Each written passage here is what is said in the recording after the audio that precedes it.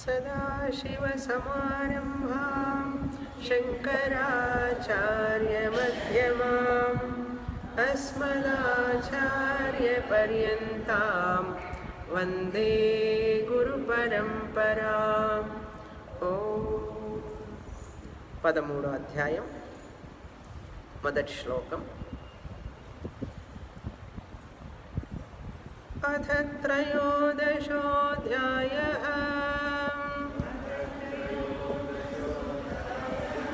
అర్జున ఉవాచ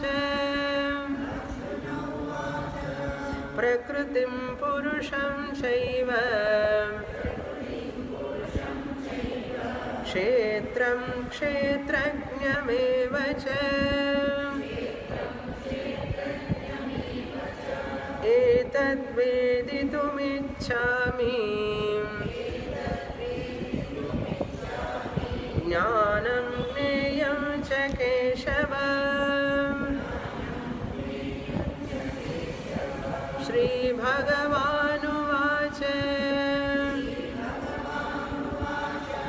ఇదం శరీరం కౌంతేయ క్షేత్రమిత్యభిధీయతే. ఏతద్యో వేత్తి తం ప్రాహుః క్షేత్రజ్ఞ ఇతి తద్విదః.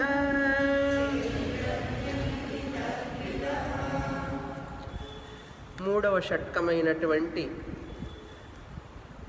భగవద్గీత ఆ చివరి 6 అధ్యాయాలలో మొదటి అధ్యాయం క్షేత్రజ్ఞ విభాగ యోగ. ఈ క్షేత్రజ్ఞ విభాగ యోగములో అసి పద విచారం గురించి చెప్పబడింది. అసి అంటే అది నువ్వే అయి ఉన్నావు, ఆ పరమాత్మ నువ్వే, జీవాత్మమైన నువ్వు ఆ పరమాత్మ ఒక్కరే ఐక్యమై ఉన్నారు, వేరు కాదు అనేది అసి పద విచారంట. తత్ త్వం అసి, ఆ అసి పద విచారం చేస్తున్నాం ఇప్పుడు మూడవ షట్కం. త్వం పదం చూసాం, తత్పదము చూసాం. త్వం పదం అంటే నువ్వు జీవుడివి, తత్వం పద అంటారు. తత్పద అంటే ఆ పరమాత్మ భగవంతుడు. ఆ భగవంతుడు ఆయన నిజస్వరూపం, నీ నిజస్వరూపం వేరు కాదు. ఒక చేతిలో బంగారపు గొలుసు, మరొక చేతిలో బంగారపు గాజు పెట్టుకొని మనం ఈ బంగారపు గాజుతో ఏం చెప్పచ్చు? చేతిలో బంగారం పెట్టుకున్నాం ఒక చేతిలో బంగారపు గొలుసు, ఇక్కడ బంగారం ముద్ద, ఇందులో బంగారపు చైను ఉన్నదనుకోండి. ఈ బంగారం చైనుతో మనం చెప్పచ్చు ఏమని?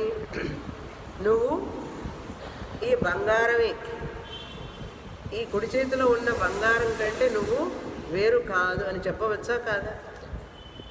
కానీ బంగారం, ఈ చైన్ అనేటువంటిది ఈ బంగారం కంటే వేరు కాదు, ఒక్కటే. ఐక్యమైందా లేదా? చైన్గా వేరుగా ఉంటుంది కానీ బంగారం మాత్రం ఒకటే. ఈ చేతిలో నీరు పెట్టుకొని, చేతిలో కాకపోతే నీరున్నది, ఇక్కడ అల ఉన్నది. ఈ అల అనేటువంటిది ఆ నీటి కంటే వేరు కాదు. అసలు అల అనేటువంటిది లేదు, నీరే ఉన్నది. అల అనేది పేరు. మీరు అల అన్నా, నురుగు అన్నా, లేకపోతే ఆవిరి అన్నా నీరు నీరే. నిజతత్వం ఏమిటి అంటే నీటికి లేక సముద్రానికి అలకి ఉన్నటువంటి అసలు స్వరూపం ఏమిటి? నీరు. అలైనా నీరే, సముద్రమైనా నీరే. అల అయితే చిన్నది, సముద్రం అయితే పెద్దది. అదేవిధంగా జీవాత్మ అలలాంటి వాడు, పరమాత్మ సముద్రం లాంటి వాడు. పరమాత్మ సముద్రం లాంటి వాడైనా జీవాత్మ అలలాంటి వాడైనప్పటికీ కూడా ఇద్దరి తత్వం ఏమిటంటే ఆత్మ, జల సమానంతో కూడినటువంటి ఆత్మ. అక్కడ జలం సమానం. ఉదాహరణలో ఇక్కడ ఆత్మ ఇద్దరికి సమానం. అందుకని జీవుడు బ్రహ్మమే అన్నది. బ్రహ్మ ఆత్మస్వరూపంలో ఇక్కడ ఉన్నాడు కనుక జీవుడు తన ఆత్మస్వరూపాన్ని, ఆ దైవ ఆత్మస్వరూపాన్ని ఒకటిగా తెలుసుకోవాలి. అలా తెలుసుకోవాలి అంటే ఈ శరీర అభిమానం, మన అభిమానం, కుటుంబ అభిమానం, ధనాభిమానం, నా అనే అభిమానాన్ని వదిలిపెట్టాలి. అది వదిలినప్పుడే దీన్ని దాటి పంచకోశాలు దాటి వెళితేనే ఇది గ్రహించగలుగుతారు. ఆ ఐక్య జ్ఞానాన్ని పొందినప్పుడు ఇంకా ఆ వ్యక్తికి మరణ భయం, వ్యాధి భయం, రాగ శోకాలు, దుఃఖము ఏమీ ఉండవు. చలనం లేనట్టుగా ఉంటాడు. ఆ మనసులో ఎన్ని జరుగుతున్నా, అనాత్మలో శరీరంలో గొడవలు జరుగుతున్నా సరే వాటి ఒడిదుడుకులకి చెలించాడు. చెలించినట్లు అనిపించినా కూడా అది ఎంతసేపు ఉండదు. నీటి మీద రాత రాస్తే ఏముంటుంది? మీ పేరు రాయండి నీటిలో, ఎంతసేపు ఉంటుంది? మీరు రాస్తున్నప్పుడే రెండో అక్షరానికి వెళ్ళేటప్పుడు మొదటి అక్షరం చెరిగిపోతుంది. జ్ఞానికి కూడా అంతే.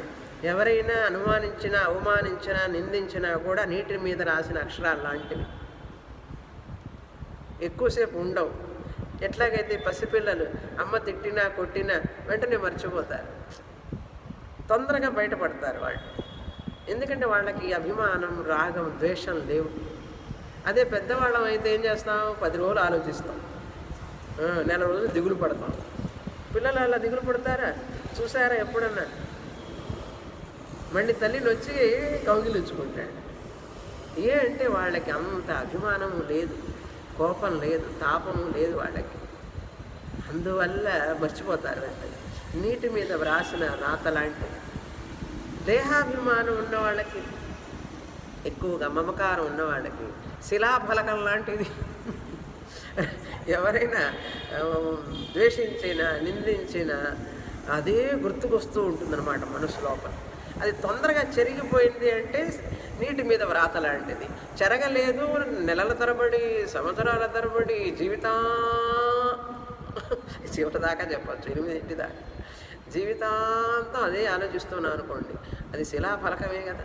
శిలాఫలకం అంటే తెలుసు కదా, శిల మీద రాస్తే, రాతి మీద రాస్తే అది యుగ యుగాలైనా పోదు. అదేవిధంగా కొంతమందికి జన్మలుగా ఆ వాసన ఉంటూనే ఉంటుంది. అలా ఉన్నది అంటే వాళ్ళు చాలా దేహాభిమానంతో ఉన్నవాళ్ళు అని అర్థం. కనుక ఈ యొక్క ఐక్య జ్ఞానం కావాలి అంటే త్వరగా మన మనసు నీటి మీద వ్రాత లాంటి స్వభావం కలిగి ఉండాలి. వెంటనే మర్చిపోవాలి. పసిపిల్లల లాంటి మనస్సు కావాలి. ఎలాగండి? చాలా కష్టమే. తేలికని ఎవరు చెప్పారు? తేలికని చెప్పలేదు కదా.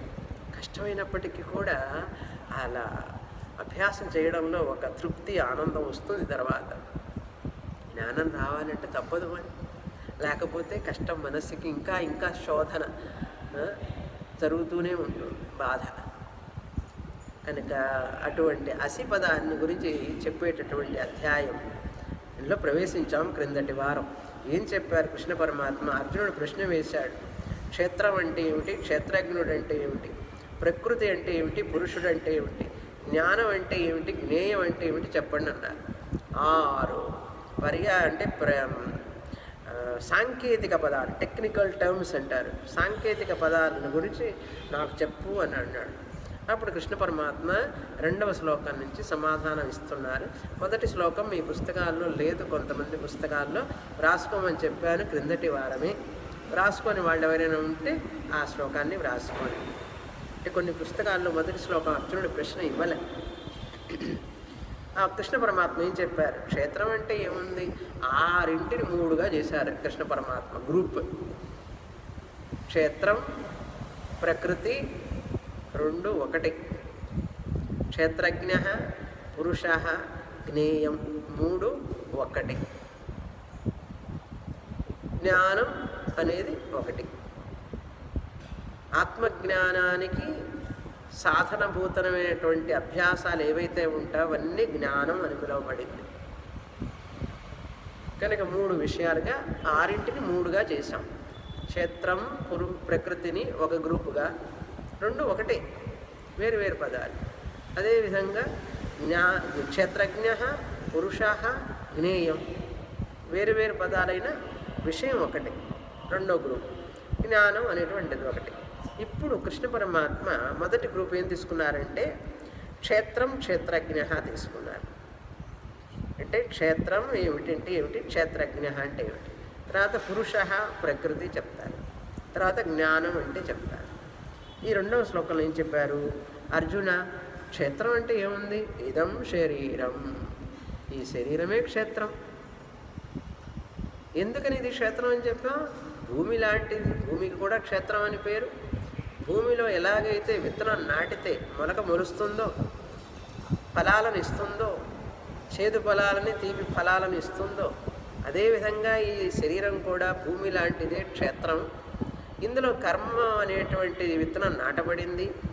ఆ కర్మ అనే విత్తనం పెరిగి పెరిగి మొక్కగా అయ్యి తర్వాత పెద్ద వృక్షం అయ్యి ఈ శరీరం పెరిగి ఆ కర్మ ఫలాన్ని అనుభవిస్తాడు ఈ వ్యక్తి. సుఖఫలాలను, కష్టఫలాలను, పుణ్యఫలాలని, పాపఫలాలని సుఖ దుఃఖ రూపంలో అనుభవిస్తాడు. కనుక ఇది క్షేత్రమే, అది క్షేత్రమే. ఇది మొదటి అర్థం చెప్పాం. రెండో అర్థం ఏం చూసాం, క్షతాత్ త్రాయతే ఇది క్షేత్రం అన్నాం. క్షతాత్ త్రాయతే ఇది క్షేత్రం. ఇది మనల్ని సంసారం నుంచి రక్షించేది ఈ క్షేత్రం. మనల్ని అజ్ఞానం నుంచి బయటపడి, సంసారంలో నుంచి బయటపడి మోక్షాన్ని పొందడం కోసం సహాయపడుతుంది. ఇది దీన్ని క్షేత్రం అన్నాం. క్షతాత్ త్రాయతే ఇది క్షేత్రం. పుణ్యపాపాలు అనేటువంటి నరకాల నుంచి మనల్ని, పుణ్యం అనేది బంగారపు గొలుసు, అవునా, పాపం అనేది ఇనుప గొలుసు. గొలుసు కట్టేసి పడేస్తుంది మనం. గొలుసు అంటే ఏదో మెళ్ళో వేసుకునేది కాదు, చేతులకి కాళ్ళకి కట్టి పడేసి గొలుసు అనమాట. ఇనప గొలుసైనా బంగారపు గొలుసైనా. అదేదో దేశాల్లో రాజు తప్పు చేస్తే బంగారపు కత్తితో నడుగుతారట. బంగారపు కత్తి అయినా ఇనప కత్తి అయినా తల పోవడానికి ఏ కత్తి అయితే ఏమిటి, తల పోయిన తర్వాత బంగారం కత్తితో నరికాడా ఇనప కత్తితో నరికాడా అని ఆలోచిస్తారా? పోయింది అంతే. అట్లాగే బంధం అనేటువంటిది పుణ్యమైన మళ్ళీ మనకి జన్మ కారణం అవుతుంది కదా. అందుకని అవన్నిటి నుంచి బయటపడేసేది, సహాయపడేది శరీరమే. అందుకని తర్వాత మూడో అర్థం ఏం చూసామంటే క్షేత్రవత్ క్షేత్రం, భూమి లాంటిది, అది చెప్పాను. ఇంకొకటి ఏంటి, క్షయతి ఇది క్షేత్రం. క్షయతి నశించేటటువంటి స్వభావం కలిగినది, క్షీణించే స్వభావం కలిగినది కనుక క్షీధాతు, క్షీధాతు. అందుకని క్షయ వ్యాధి అంటారు చూసారా.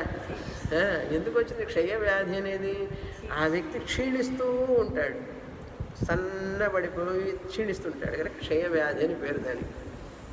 ఈ శరీరం కూడా క్షీణించేదే కనుక క్షయతి ఇది క్షేత్రం. క్షతాత్ త్రాయతే క్షేత్రం, క్షయతి ఇది క్షేత్రం, క్షేత్రవత్ క్షేత్రం. 3 అర్థాలు చెప్పుకోవచ్చు. అవునా?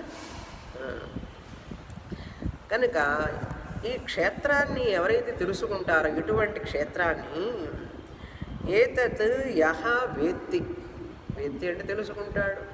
ఏమని, ఈ యొక్క శరీరాన్ని తెలుసుకునేవాడు ఉన్నాడు అని ఎవరైతే తెలుసుకుంటాడో ఆ తెలుసుకునేవాడు క్షేత్రజ్ఞుడు అన్నాడు.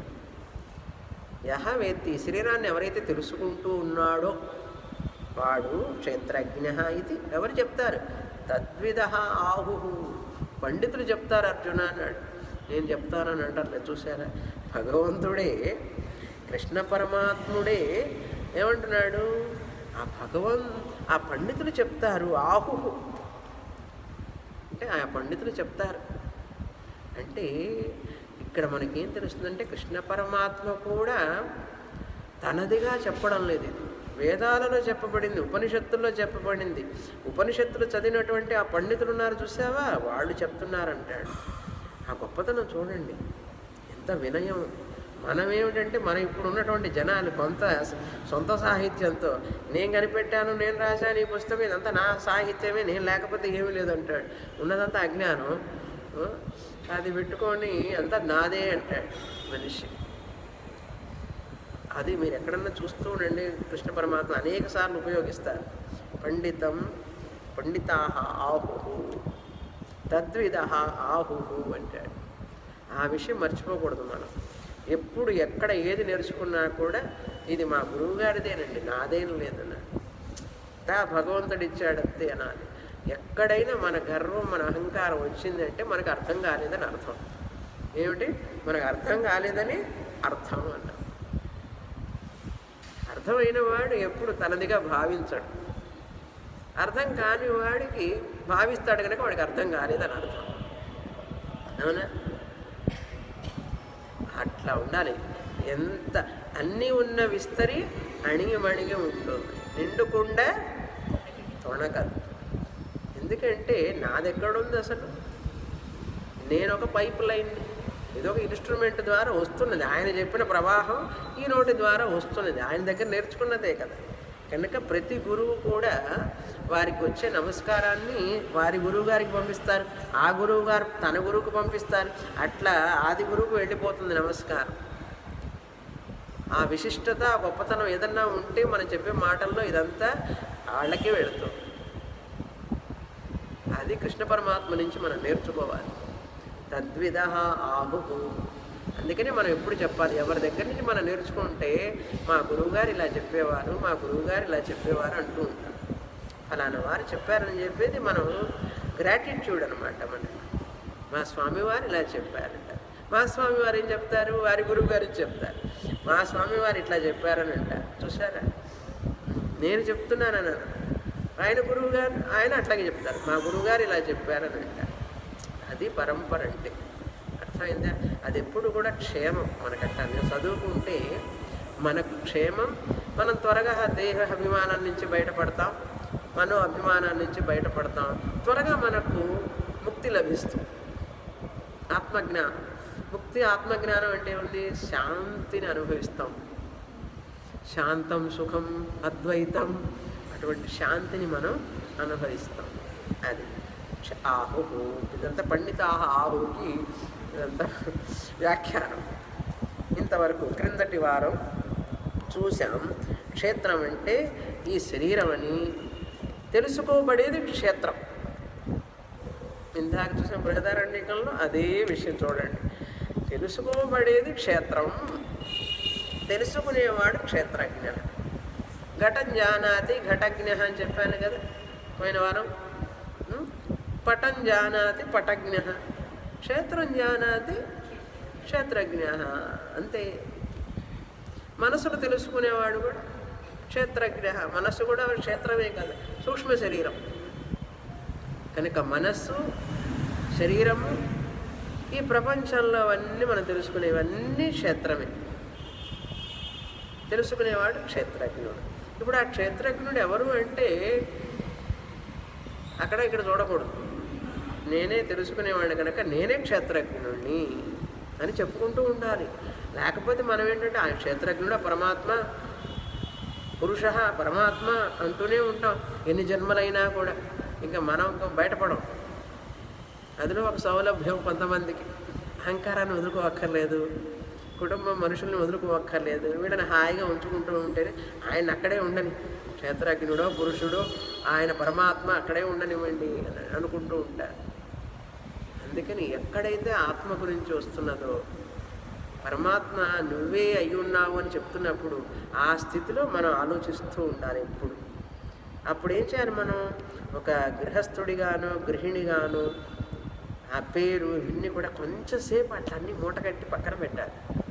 పెట్టి ఆత్మగా అది నా గురించే మాట్లాడుతున్నాను, ఆ పురుషుడిని నేనే, ఆ క్షేత్రజ్ఞుడిని నేనే అనే విధంగా వినాలి.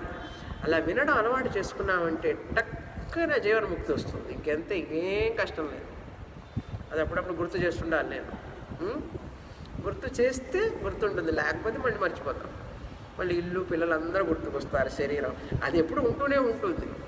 దీన్ని కొంచెం అక్కడ డిటాచ్ చేయాలి నేను అప్పుడప్పుడు, టెంపరీగా.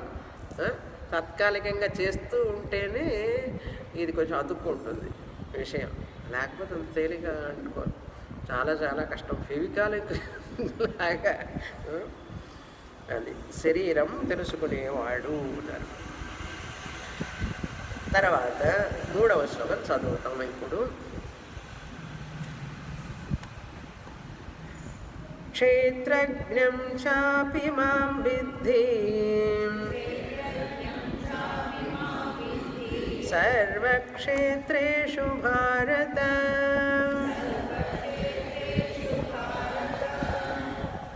క్షేత్రక్షేత్రజ్ఞయోర్జ్ఞానం యత్తజ్ఞానం మతం మమ.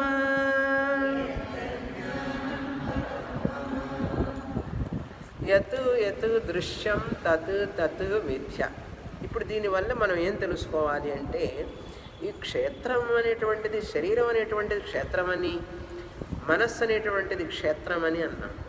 ఎందుకంటే అది తెలుసుకోబడుతున్నది కనుక. ఎలా తెలిసింది? క్షేత్రజ్ఞుడు అనేవాడు క్షేత్రాన్ని తెలుసుకుంటున్నాడు. క్షేత్రజ్ఞుడు అనేవాడు మారడు, వికారం లేదు. క్షేత్రం అనే దాంట్లో వికారం ఉన్నది, మారుతూ ఉన్నది. మనం తెలుసుకునేవన్నీ మారుతున్నాయి, చూసారా? వాటి అస్థి జాయతే వర్ధతే విపరిణమతే అపక్షీయతే వినశ్యతే, వికారాలు ఉన్నాయి అందులో. వికారాలను చూసేవాడు, వికారాలను తెలుసుకునేవాడు వికారం కలిగి ఉంటాడా, నిర్వికారుడా? మార్పు అనమాట. మార్పు లేని వాడై ఉండాలి. తాను మార్పు చెందుతున్నాడు అనుకో, తెలుసుకోలేండి. ఇప్పుడు బాల్యం ఉంది, శిశు అవస్థ ఉంది. మనందరం శిశువులంగా ఉండి వచ్చాం కదా, అవునా? అందులో సందేహం ఏం లేదు కదా. 2వ నెల, 3వ నెల, 4వ నెల అన్నీ దాటే కదా వచ్చాం మనం. శిశు అవస్థ, తర్వాత ఏంటి బాల్య అవస్థ, తర్వాత యవ్వన అవస్థ, తర్వాత వృద్ధాప్య అవస్థ. ఈ అవస్థలన్నీ కూడా తెలుసుకునేవాడు వేరే ఉండాలి అవస్థల నుంచి. ఇప్పుడు బాల్యావస్థ వచ్చింది, యవ్వన అవస్థ వచ్చింది, శిశు అవస్థని మనం తెలుసుకున్నాం క్రింద. తర్వాత అవస్థ మళ్ళీ తెలుసుకుంటూనే ఉన్నాం. ఆ తెలుసుకునేవాడు మారడంలో వికారం చెందకుండా ఉండబట్టే వికారం చెందుతూ ఉన్నటువంటి శిశు అవస్థ, బాల్యావస్థ, యవ్వన అవస్థని తెలుసుకుంటూ ఉన్నాడు. అది విషయం అక్కడ. కనుక క్షేత్రజ్ఞుడు తెలుసుకునేవాడు సత్యం, నిత్యం, నిర్వికారం, నిర్గుణం. క్షేత్రం శరీరం, మనస్సు, ప్రపంచం అంతా కూడా క్షేత్రం. అది వికారం చెందుతూ ఉంటుంది, అది సగుణం, దానికి గుణాలు ఉన్నాయి, అది అశాశ్వతం, అనిత్యం. అశాశ్వతమైన, అనిత్యమైన, గుణాలతో కూడిన వికారమైనటువంటి ఈ క్షేత్రం ఏదైతే ఉందో అది మిథ్య, అనిత్యత్వాత్.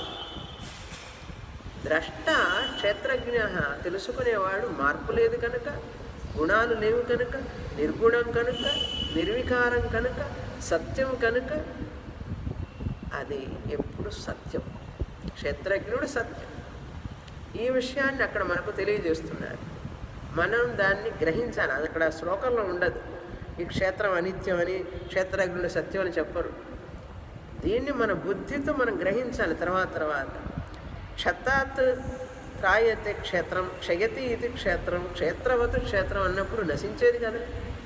క్షేత్రజ్ఞుడు నశించడు కదా. ఇప్పుడు నువ్వు నశించేవాడిగా ఉండాలనుందా, నశించని వాడిగా ఉండాలనుందా? నశించని వాడిగా ఉండాలనుంది కదా. ఏమండి, నేను నశించిపోవాలని ఉందా? ఎవరికన్నా ఉంటుందా? ఉండదు కదా. అప్పుడు క్షేత్రజ్ఞుడిగానే ఉండాలని కదా. క్షేత్రంగా ఉండడం ఇష్టం లేదు కదా. కానీ క్షేత్రజ్ఞుడిని తెలుసుకోవాలంటే క్షేత్రం కావాలి. క్షేత్రంలో ఉంటూనే నేను క్షేత్రం కాదు అని చెప్పాలి. ఇది మరీ కష్టం. ఎందుకు కష్టం అండి? ఈజీయే కదా. ఇంట్లో ఉన్నామండి, ఈ ఇంట్లో నేను వేరు కాదని చెప్పడం కష్టమా ఏమిటి? ఇంట్లో ఉన్నా, ఇంటి బయటికి వెళ్ళాలా ఏమిటి? ఇల్లు నేను కాదు వేరు, ఇల్లు నేను వేరు, నేను వేరని చెప్పడానికి ఇంట్లో నుంచి బయటికి వెళ్ళాలా ఏమిటి? అర్థమవుతుంది కదా. ఇల్లు నేను కాదు, ఇల్లు నాకంటే వేరని చెప్పడానికి ఇంటి నుంచి వెలుపలకు వెళ్ళాలా? వెలుపలికి వెళ్ళకుండానే ఇంట్లో ఉంటూనే చెప్పవచ్చా లేదా? అది సాధ్యమైనప్పుడు ఇది ఎందుకు సాధ్యం కాదు? క్షేత్రజ్ఞుడు క్షేత్రం లేకుండా జ్ఞ ఎట్లా అవుతాడు? క్షేత్రం ఉంటే కదా జ్ఞ వస్తుంది, క్షేత్రజ్ఞ అని. ఆయనకు క్షేత్రజ్ఞ టైటిల్ రావాలంటే ఎవరు ఉండాలి? క్షేత్రం ఉండాలి. ఏమండి తొందరగా ఈ శరీరాన్ని వదిలిపెట్టి పారిపోవాలండి. పోతాను, ఎక్కడికి పోతాం? ఇది కావాలి, ఇది ఉపకరణం. ఉపనేత్రం అని చెప్పాను కదా, దగ్గర ఉండడం వల్ల దేనితో ఏమేమి చూస్తున్నావురా అన్నాం. పోయిన వారం ఉదాహరణ గుర్తుందా?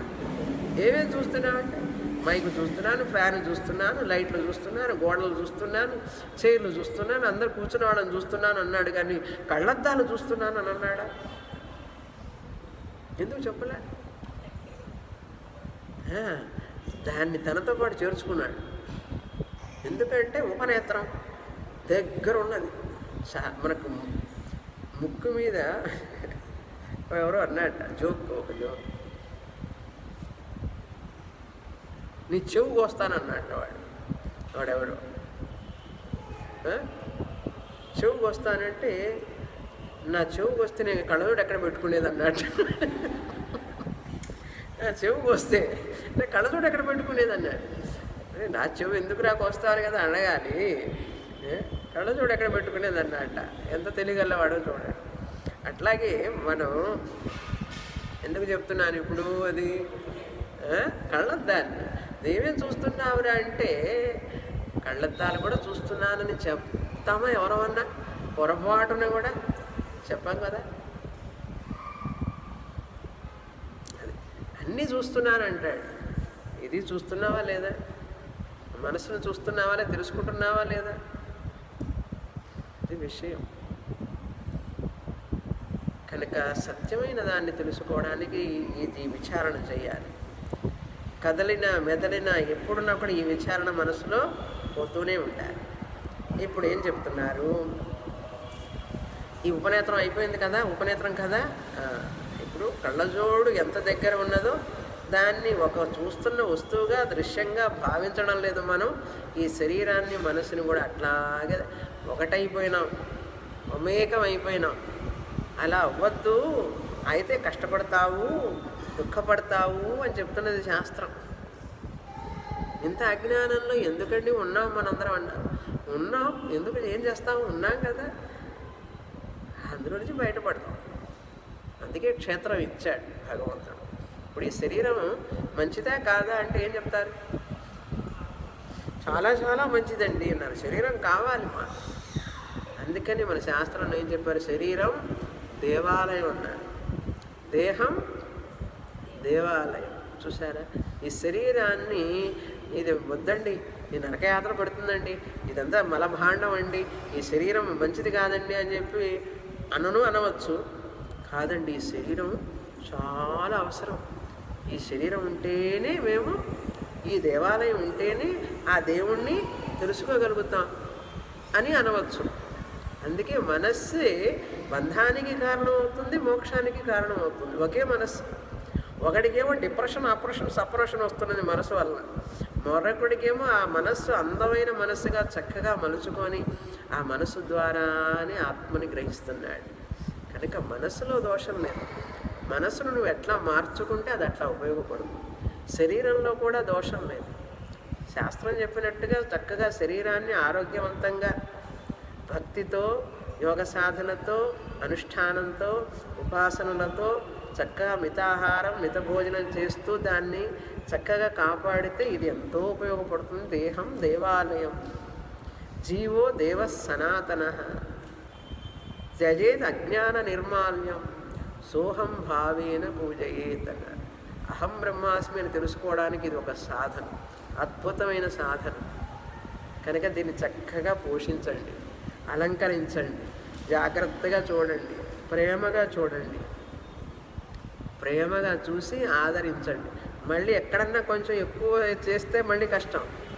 అతిగా దాని మీద అభిమానం పెట్టుకోవద్దు అని చెప్తుందండి శాస్త్రం. నేను చెప్పడం లేదు అని కృష్ణ పరమాత్మ చెప్తున్నారు. ఇప్పుడే కదా కృష్ణ పరమాత్మ చెప్పారు, పండితాహ ఆహుహ. నేను కూడా అప్పుడప్పుడు కృష్ణ పరమాత్మానికి ఎండోర్స్మెంట్ ఇవ్వాలి. కృష్ణ పరమాత్మే చెప్తున్నారు, ఆయనే చెప్తున్నారు. అది విషయం. ఇక్కడ మనం తిన్న ఆహారం ఈ శరీరంగా మారింది. పాంచభౌతిక శరీరం. కెమికల్స్ తగ్గితే కాల్షియం తగ్గిందండి, పొటాషియం తగ్గిందండి, సోడియం తగ్గిందంటారు. చూసారా? దేనికి? శరీరానికి తగ్గినప్పుడు అన్ని బాధలు వస్తూ ఉంటాయి. ఎందుకయ్యా అంటే ఆ మాలిక్యూల్స్ అవి వాటితో యాటమ్స్ వాటితోనే కూడా చేయబడింది ఇదంతా కూడా. అందుకని కొంచెం ఎక్స్ట్రా ఐరన్, ఎక్స్ట్రా కాల్షియం అవన్నీ తీసుకుంటూ మెగ్నీషియం ఇవన్నీ ఉంటాయి కొన్ని కొన్ని మాత్రలు, అవన్నీ వేసుకుంటూ ఉంటారు. ఏమండి వాటికి వీటికి ఎందుకు సంబంధం? వాటితో చేయబడింది కాబట్టి. కనుక అటువంటి శరీరాన్ని మీద అభిమానం పెంచుకోవడం అంతకంటే అజ్ఞానం వేరే ఉన్నదా? అంతకంటే మూర్ఖత, అంతకంటే భ్రమ మరొకటి లేదు. అది భ్రమ అనిపించడం లేదు, అదే విషయం. అది భ్రమ అని తెలియాలి అంటే చాలా చదవాలి శాస్త్రం. ఆ భ్రమలో నుంచి బయటపడితే ఆనందం, లేకపోతే భ్రమలో పడితే ఆయన భ్రమలో పడి చాలా ఆనందంగా ఉన్నాడండి అంటాం. అదే కదా, భ్రమలో పడ్డాడండి పాపం, నష్టపోయినాడండి, కష్టపడ్డాడండి అనే కదా అంటాం. మనం అంతే, నష్టపోతాం, కష్టపడతాం. అలా కష్టపడొద్దు, నష్టపడొద్దు అని చెప్పి శాస్త్రం చెప్తుంది అని చెప్పి గురువు గారు గుర్తు చేస్తూ ఉంటారు అప్పుడప్పుడు వచ్చి, వారానికి ఒకసారి వచ్చి. అర్థమైంది, కృష్ణుడు ఇలా చెప్పారు అని.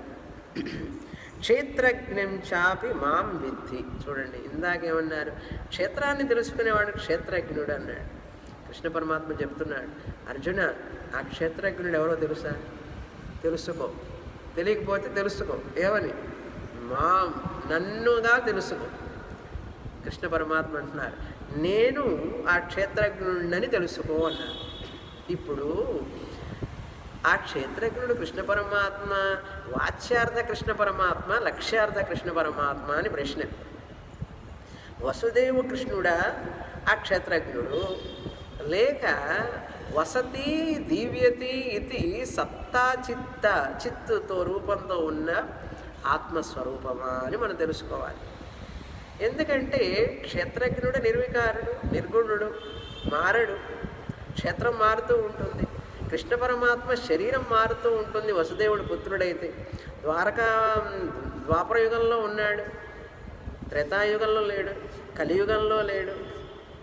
అప్పుడు అది శరీరం అయ్యి ఉండదు. ఇప్పుడు నేను అనే కృష్ణుడు, నేను అన్నప్పుడు ఆ కృష్ణుడిలో రెండు ఉన్నాయి కదా, మాయాతత్వం ఉన్నది, ఆత్మతత్వం ఉన్నది. మాయాతత్వంతో కలిపితే వాచ్యార్థ కృష్ణుడు అవుతాడు, అవునా? దేవకి పుత్రుడు అవుతాడు. వాచ్యార్థం తీసుకోకుండా ఆ యొక్క మాయారూపాన్ని తొలగించి చూస్తే లక్ష్యార్థం, ఆత్మస్వరూపం, సత్ చిత్. అది అర్థం. ఇక్కడ కష్టం, మనకేం కష్టం కాదు, బయట వాళ్ళకి కష్టం, మీకేం కష్టం కాదు. మీరంతా చదువుతున్నారు కదా, మీరందరూ పిహెచ్డి స్టూడెంట్స్. ఇప్పుడు ఏంటి బృహదారణ్యక చదువుతున్నారంటే మాటల ఆషామాషిగా తీసుకోకూడదు మిమ్మల్ని అందరినీ. అమ్మో, చాలా జాగ్రత్తగా చెప్పాలి మీ దగ్గర విషయం. కనుక క్షేత్రజ్ఞం చాపి మాం విద్ధి, క్షేత్రజ్ఞం చ మా ఇది విద్ధి. చ అపి, ఇక్కడ క్షేత్రజ్ఞం అంటే జీవాత్మ అన్నారు. ఇక్కడ చూడండి, ఈ శరీరంలో క్షేత్రాన్ని తెలుసుకునేవాడు నేనే పరమాత్మని జీవాత్మ రూపంలో ఉన్నాను. క్షేత్రజ్ఞంచాపి మాం విద్ధి. మాం అంటే అక్కడ పరమాత్మ అని అర్థం. ఇక్కడ క్షేత్రజ్ఞుడు అంటే జీవాత్మ లక్ష్యార్థం, మాం అంటే పరమాత్మ లక్ష్యార్థం. లక్ష్యార్థం ఏమిటండి స్వామిని గారు అంటారు. ఇప్పుడే కదా పిహెచ్డి స్టూడెంట్స్ అని చెప్పాను. వెంటనే ఇమీడియట్గా వచ్చే అర్థం అయితే వాచ్యార్థం. కృష్ణ అన్నారు, వాసుదేవ కృష్ణ, ద్వారకానగర్ కృష్ణ. నిన్ననే ద్వారకా వెళ్ళొచ్చాం, ద్వారకా సోమనాథ్. అక్కడ చెప్తారు ద్వారక అంటే ఏమిటో అర్థం తెలుసా? ద్వారం, కా అంటే బ్రహ్మ, బ్రహ్మకు ద్వారం, బ్రహ్మను పొందడానికి ద్వారం ద్వారక అని అర్థం. బ్రహ్మ జ్ఞానాన్ని పొందడానికి ద్వారం ఏదైతే ఉందో అది ద్వారక. రెండు కళ్ళు చాలలేదు ఆయన చూడడానికి, వాచ్యార్థ కృష్ణుని చూడటానికి రెండు కళ్ళు చాలలేదు. లక్ష్యార్థ కృష్ణుని చూడటానికి కళ్ళే అక్కర్లేదు. అవునా? అద్భుతంగా ఉంది ఆ యొక్క ఆయన రూపం. ప్రతిమ, ప్రతీకం రెండిటితో కనపడుతున్నాడు. సాలగ్రామం ఆయన ప్రతీకం. దానికి ముందు కృష్ణుడి రూపాన్ని వజ్రాలతో ఆ రూపంలో అట్లా దిద్దారు ఆయన వజ్రాలతో. ఆ నల్లటి సాలగ్రామం మీద ప్రతిమ కృష్ణుడు. చూడండి, ప్రతీకం సాలగ్రామం, ప్రతిమ ముందున్నటువంటి కృష్ణుడు. అదేమో చిన్నం, ఇదేమో ప్రతిమ రూపం. కళ్ళు, ముక్కు, ఆ కిరీటం, ఆయనకి పింఛం అద్భుతంగా ఉన్నాడు. కనుక ఆ కృష్ణ పరమాత్మ వాచ్యార్థం వెనుక ఉన్నటువంటి లక్ష్యార్థం మాం పరమాత్మ అని తెలుసుకో అన్నాడు. క్షేత్రజ్ఞం, ఆ క్షేత్రజ్ఞుడు ఎవరైతే ఉన్నాడో క్షేత్రాన్ని తెలుసుకుంటూ క్లాసులో కూర్చున్నాడు గురువుగారి ముందు. గురువుగారు చెప్పేశారు క్షేత్రజ్ఞుడు ఎవరని. స్టూడెంట్ అర్థం చేసుకున్నాడు. ఏమని? మహావాక్యం అండి ఇది. గురువుగారు ఏం చెప్పారు? ఓ శిష్య, శరీరం అనేది క్షేత్రం. గురువుగారంటే కృష్ణుడు. ఏం చెప్పారు కృష్ణుడు? శరీరం అనేది క్షేత్రం, ఆ క్షేత్రాన్ని తెలుసుకునేవాడు క్షేత్రజ్ఞుడు అన్నాడు. ఇప్పుడు ఆ శిష్యుడు ఏం చేయాలి? అవును, ఇది క్షేత్రం, నేను ఈ క్షేత్రాన్ని శరీరాన్ని తెలుసుకుంటున్నాను కనుక నేను క్షేత్రజ్ఞుడిని అని తెలుసుకున్నాడు శిష్యుడు. తెలుసుకున్నాడా లేదా? ఏంటి సందేహమా? మీరందరూ తెలుసుకున్నారు కదా. ఇప్పుడు మీరందరూ క్షేత్రజ్ఞులే కదా. తర్వాత ఏమన్నారు కృష్ణ పరమాత్మ 3వ శ్లోకంలో? అర్జున, ఆ శిష్యుడు క్షేత్రజ్ఞుడు అని తెలుసుకున్నాడు. చూసే ఆ జీవాత్మ శిష్యుడు, ఆ క్షేత్రజ్ఞుడు శిష్యుడు నేనే పరమాత్మ. మాం విద్ధి అన్నాడు, నన్నే అని తెలుసుకున్నాడు. అంటే ఇప్పుడు మీరందరూ పరమాత్మలా కాదా?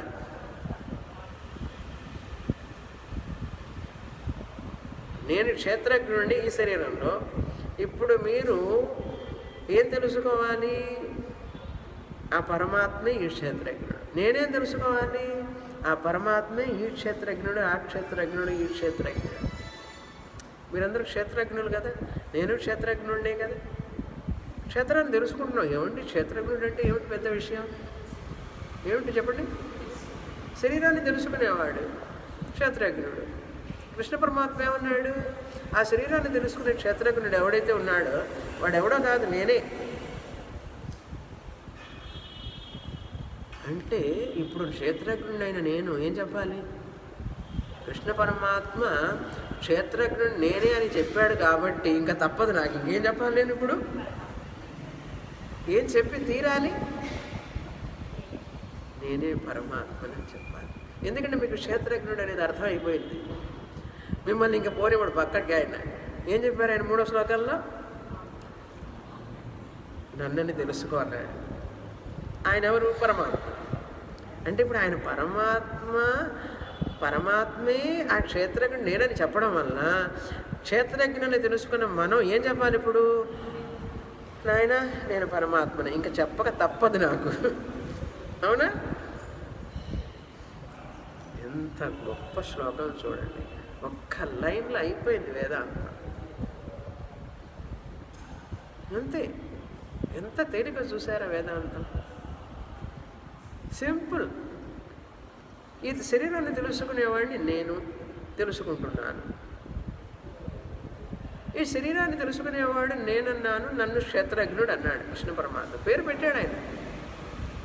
అలా పెట్టి మళ్ళీ అర్జునుడిని అడుగుతున్నాడు, అయ్యి ఆ క్షేత్రజ్ఞుడు ఎవడో కాదు, నన్నని తెలుసుకో. అప్పుడు విన్న వ్యక్తి, నేను క్షేత్రజ్ఞుడిని, అయితే ఈ క్షేత్రజ్ఞుడే పరమాత్మ. ఎవరు చెప్పారు? కృష్ణ పరమాత్మ చెప్పాడు. ఆ విధంగా తెలుసుకోమని చెప్పాడు నాకు. అప్పుడు నేను క్షేత్రజ్ఞుడిని, నేనే పరమాత్మని. ఇప్పుడు ఈ నేనే క్షేత్రజ్ఞుడిని, నేనే పరమాత్మని అన్నప్పుడు శరీరం కాదు కదా, మనస్సు కాదు కదా. ఎందుకంటే క్షేత్రం అది.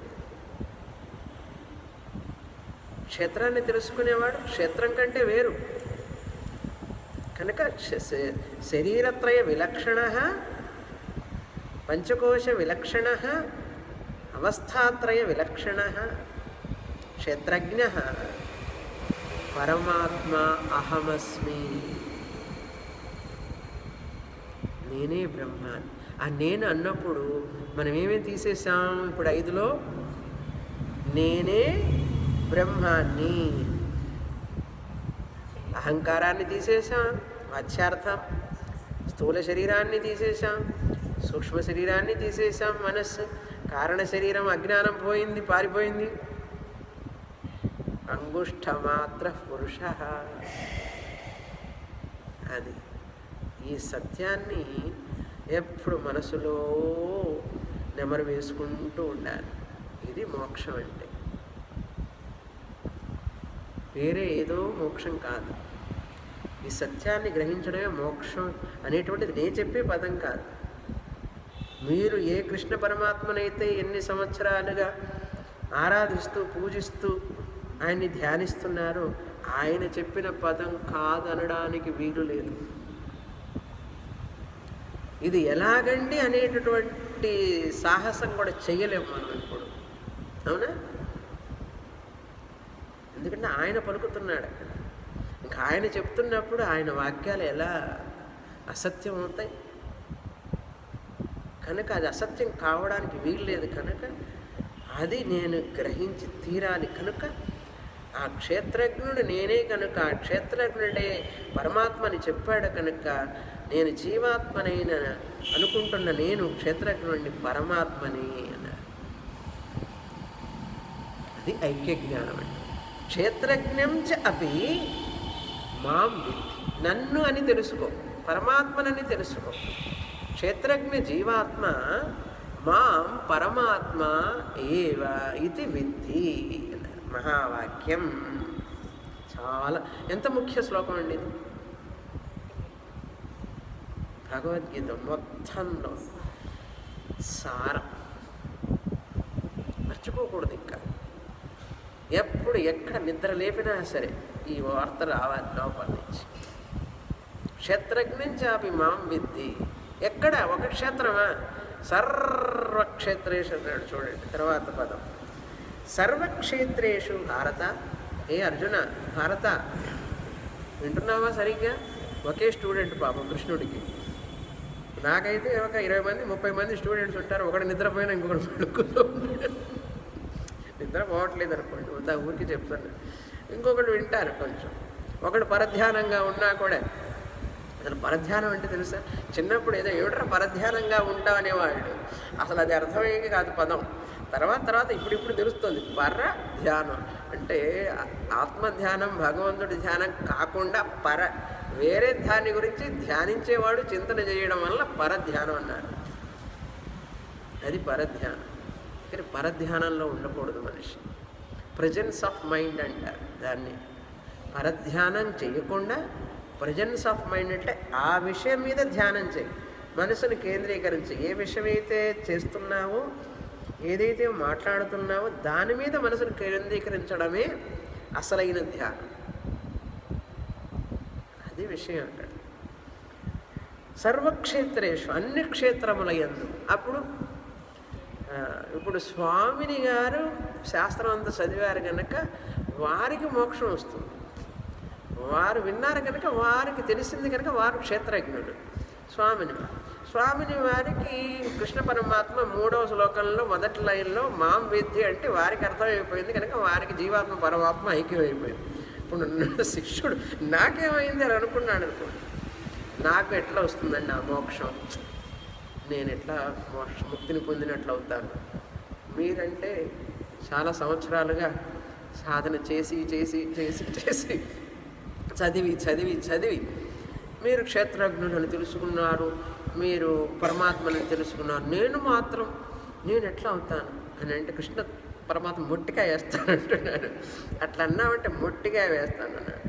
ఎందుకంటే సర్వక్షేత్రేషు, అన్ని క్షేత్రాలలో ఉన్నాను నేను కనుక మీరు ఒప్పుకోకపోయినా మీరు ఇప్పుడు పరమాత్మ అయి ఉన్నారు. అర్థమైందా? ఇప్పుడు అలకి తాను నీరునని తెలియకపోయినా తెలిసినా అది నీరు అయి ఉన్నది. తెలిస్తే మంచిది, తెలియకపోతే ఏమి లేదు. ఏమీ లేదంటే ఏమిటి? అది ఆనందించలేదు, ఆ నీటి యొక్క మహత్వాన్ని ఆనందించలేదు. అర్థమైందా? అది అజ్ఞానంలో ఉన్న అలైనప్పటికీ కూడా, తెలియని అలైనప్పటికీ కూడా అది నీరు కాకుండా పోయిందా ఏమిటి? చెప్పండి మీరే. అయ్యో అలా అలా నీకెందుకే ఇంత అజ్ఞానం నువ్వు అని అన్నా కూడా ఆ అజ్ఞాన సమయంలో అది నీరా కాదా? శిష్యుడు క్లాస్కి వచ్చాడు కొత్తగా, అప్పుడప్పుడే వింటున్నాడు. ఆ వినేటప్పుడు కూడా శిష్యుడు పరమాత్మ కాదా? క్లాసుకు వచ్చిన తర్వాత కొంచెం కొంచెం కొంచెం పరమాత్మ మారిపోతాడా? ఏమండి, ఇప్పుడు నేను సముద్రం దగ్గరికి వెళ్తాను, వెళ్ళి ఒక అలను చూస్తాను, అలను చూసి అల దగ్గర మాట్లాడతాను. ఓ అలా అలా అలా నువ్వు అలా కాదమ్మా, నువ్వు నీరే అని నేను చెప్పడానికి ముందే అలా నీరై ఉన్నదా లేదా?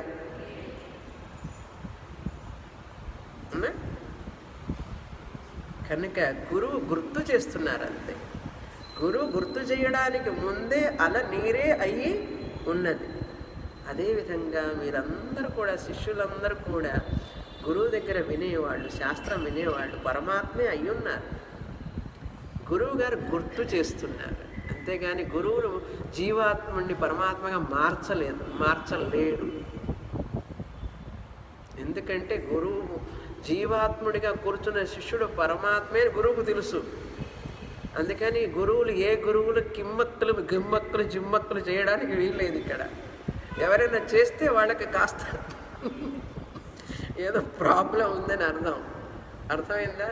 సంప్రదాయమైనటువంటి గురువులు ఎవరు కూడా ఏదో అద్భుతాలు చేసి, మాయలు చేసి, ఇలా చేసి ఏదో శిశురాండ్రలో అంటే స్త్రీలైతే శిష్యులు ఆడవాళ్ళల్లో కానీ శిష్యుల్లో కానీ ఎటువంటి మార్పు తేవక్కర్లేదు. వాళ్ళు ఆల్రెడీ పరమాత్మ అయి ఉన్నారు. ఇది విషయం. మీకు అనుభవం రావడానికి ఏదో మ్యాజిక్ చేయక్కర్లేదు నేను, because it is your birth right. భగవంతుడు కూడా ఆపలేడు వచ్చి. ఇప్పుడు అర్థమైందే, నువ్వేం పరమాత్మే కాదు జీవాత్మ, చాలే పోపు అని చెప్పచ్చు. అంత కమాండ్మెంట్ ఉండాలి మనకు.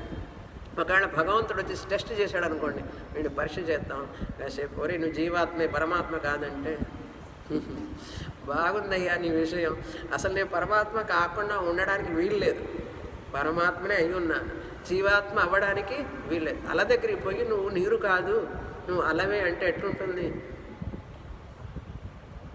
నువ్వు అల అన్నప్పటికీ, అల కాదన్నప్పటికీ నేను నీరునే. అదేవిధంగా ఆ వింటున్న శిష్యుడు ఎవరైతే ఉన్నాడో పరమాత్మే అయ్యున్నాడు. ఇది గుర్తు చేయడానికి వచ్చేవాళ్లే సంప్రదాయ గురువులు. అర్థమైందా?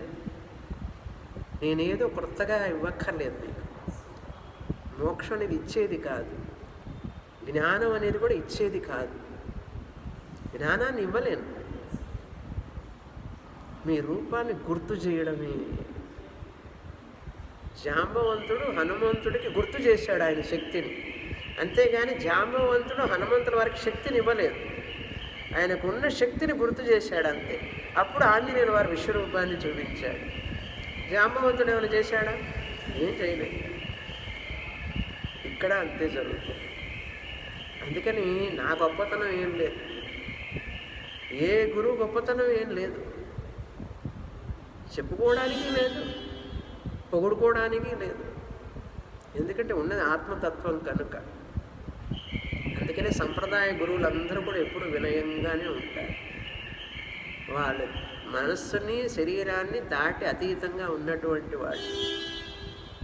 వాళ్ళలో ఎటువంటి అహంకారం, ఎటువంటి అభిమానం రావడానికి వీలు లేదు, అసలు రాదు. జ్ఞాని అయిన వాడికి రాదు. కనుక పరమసత్యాన్ని మనం ఎంత తొందరగా తెలుసుకోవాలంటే అంత తొందరగా తెలుసుకొని ఆనందించాలి దాన్ని. అది జీవిత పరమావధి కావాలి. క్షేత్రజ్ఞం చాపి మాం విద్ధి సర్వక్షేత్రేషు భారత అన్నాడు. అంతేకాని అయితే గురువు గారంటే ఓహో, శిష్యుడు అంటే పాపం అనేది ఏమీ లేదు. అది మనం అనాత్మలో ఉన్నంతసేపు ఈ భేదాలన్నీ కూడా. అందుకని ఒక శరీరంలో కాదు అర్జున, అన్ని శరీరముల యందు నేను క్షేత్రజ్ఞుడిగా ఉన్నాను. ఆ క్షేత్రజ్ఞుడిని నేనే అన్నాడు, ఆ జీవాత్ముడిని నేనే అన్నాడు. మొదటి లైన్ మొత్తం మహావాక్యం. ఒక శరీరం కాదు, అన్ని శరీరాలు. మనుష్య శరీరం మాత్రమేనా? ఎన్ని వేల కోట్ల జీవరాశులు ఉన్నాయో, ఎన్ని శరీరాలు ఉన్నాయో అన్ని శరీరాలు నేనే. శరీరాలలో ఉన్న క్షేత్రజ్ఞుడిని నేనే. అయిపోయింది 13వ అధ్యాయం. అసలు విషయం అయిపోయింది. అది తర్వాత రెండో లైన్లో ఏం చెప్పారు? క్షేత్రజ్ఞయో జ్ఞానం.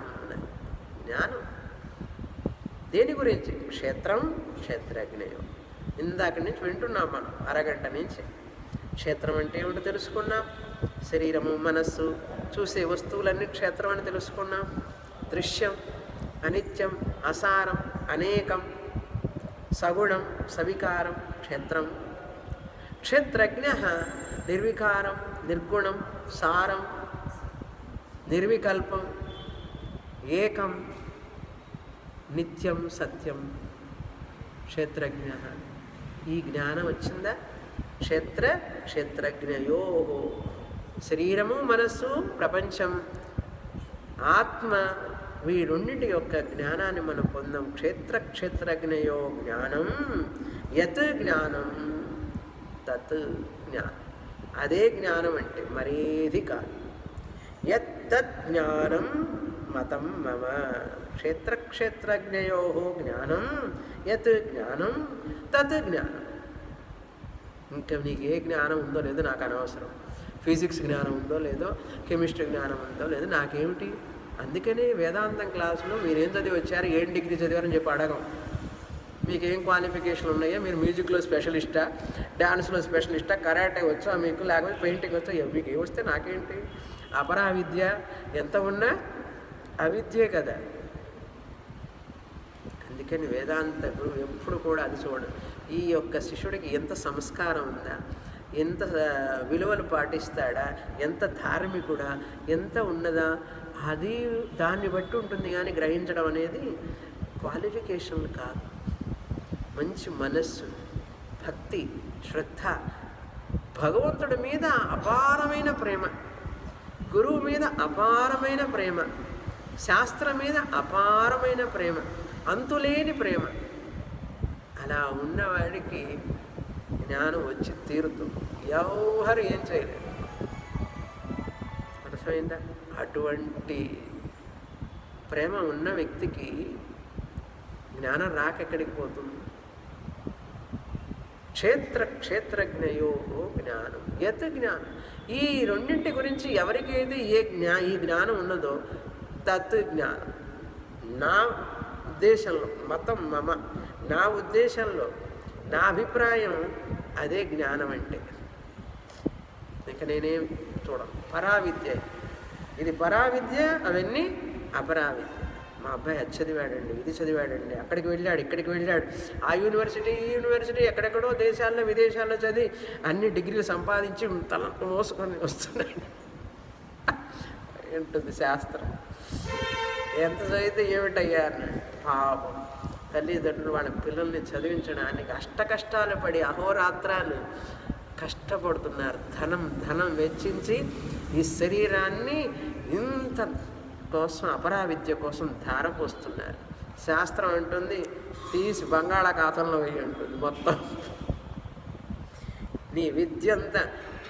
ఉదాహరణ చెప్పాలంటే కృష్ణ పరమాత్మని కూర్చోబెట్టింది సత్యభామ ఆభరణాలన్నీ పోస్తున్నది తీసుకొచ్చి, తన ఆభరణాలన్నీ. కృష్ణ పరమాత్మ తగ్గడంలో ఆయన వెయిట్, ఈ ఆభరణాలన్నీ ఇక్కడే ఉన్నాయి, పైకి పోతున్నాయి, తేలిపోతున్నాయి. ఆయన వెయిట్కి ఈ ఆభరణాలన్నీ ఆగడం. సత్యభామకి ఒకటే అవమానం. అప్పుడు రుక్మిణీదేవి వచ్చి ఆభరణాలన్నీ తీసి తులసి దళం వేసింది. వేస్తే ఏమైపోయింది? ఇంకని వచ్చేసారు పైకి ఆయన. అట్లా బ్యాలెన్స్ అయిపోయింది. ఒక్క తులసి దళం ఆభరణాల ముందు ఎక్కడా నిలబడలేదు ఒక్కటి కూడా. చూడండి, అది ప్రేమ అంటే రుక్మిణీదేవి. అక్కడ ఒక రుక్మిణి మహల్ అని ఒకటి ఉంది. ఎక్కడైతే కృష్ణుడు రుక్మిణిని తీసుకువెళ్ళాడు, ఆవిడ గుడికి వచ్చింది చూసారా, గుడికి రా నేను తీసుకెళ్తానన్నాడు. ఈవిడ పూజ చేయడం కోసం గుడికి వెళ్ళింది. వెళితే ఆయన తీసుకెళ్ళాడు, వివాహం చేసుకున్నాడు. అది రుక్మిణి మహల్ అని పేరు. ఇప్పటికీ పెద్ద దేవాలయం, అద్భుతంగా ఉంది. ఆ రుక్మిణీదేవి, ఈ కథ ఎందుకు చెప్తున్నాను మీకు ఇప్పుడు తెలుసా? ఆ తులసీ దళం ఏమిటి ఇక్కడ? ఆ పరమాత్మకి పరావిద్య. సత్యభామ ఆభరణాలన్నీ అపరావిద్య. ఇది ఫస్ట్ టైం ఈ ఉదాహరణ చెప్పడం మీకు. నేను ఎక్కడ చెప్పలే, ఏ క్లాస్లో కూడా. బాగుంది ఉదాహరణ, నాకు కొత్తగా ఉంది. బాగుంది, మీకు నచ్చింది, నాకు నచ్చింది. సత్యభామ పెట్టిన ఆభరణాలన్నీ అపరావిద్య అండి, కృష్ణుడితో తూగలేదు. తులసీ దళం పెడితే రుక్మిణీదేవి పరావిద్య, అప్పుడు తూగుతాడు కృష్ణుడు. కరెక్ట్, ఇది నా యొక్క ఆత్మస్వరూపం అన్నాడు. అది ఆ కథలో ఉన్న సారం. అంతేగాని తులసి దళం పెట్టాడా, బంగారం పెట్టాడా, బియ్యపు మూటలు పెట్టాడా, తులాభారం వేస్తారు. ఈ తులాభారం ఏమిటో అర్థమైందా? ఇప్పుడు అక్కడ గురువాయూరు అక్కడ తులాభారం వేస్తుంటారు, బెల్లం పెడతారు తులాభారం, ఏమిటేమిటో పెడతారు తులాభారం. అపారమైన భక్తిని, అపారమైనటువంటి భక్తి శ్రద్ధలను పెడితే ఆయన సమానం అవుతాడు. ఆయనకి ఎప్పుడు సమానం అంటే అపార భక్తి ఏమిటి? నాకు ఒకటే భక్తి అండి స్వామి వారు, ఒకటే శ్రద్ధాభక్తి అన్నాడు. కృష్ణ పరమాత్మ ఏమన్నాడు? జ్ఞానీతో ఆత్మైవ మే మతం. ఎక్కడ ఎక్కడ అంటే అక్కడ అన్నాడు. ఏ అధ్యాయంలో అన్నాడు? 12వ అధ్యాయం. ఎప్పుడు చదివాం? ఇప్పుడే, దీని ముందే కదా చదివాం. జ్ఞాని అక్కడ దూగుతాడు దేవుడితో సమానంగా, ఇంకెవరు లేరు. అట్టప్పుడు అటువంటి జ్ఞాని, ఆ భక్తుడికి ఎంత ఆనందం. మమ ప్రియ అన్నాడు. క్షేత్రజ్ఞయో జ్ఞానం యత్ జ్ఞానం తదేవ జ్ఞానం మత్ మమ మతం మమ, నా అభిప్రాయం ఇదన్నాడు. ఇంకా దీనికి తిరుగులేదు. ఇప్పుడు కృష్ణుడి అభిప్రాయం అదండి, నా అభిప్రాయం వేరంటారా? చెప్పండి మీరే. అనే ధైర్యం ఉందా అసలు? మరి తర్వాత శ్లోకం వచ్చే వారం. సమయం అయిపోయింది. పూర్ణమద పూర్ణమిదం పూర్ణాత్ పూర్ణముదచ్యతే పూర్ణస్య పూర్ణమాదాయ పూర్ణమేవావశిష్యతే. ఓం శాంతి శాంతి శాంతి.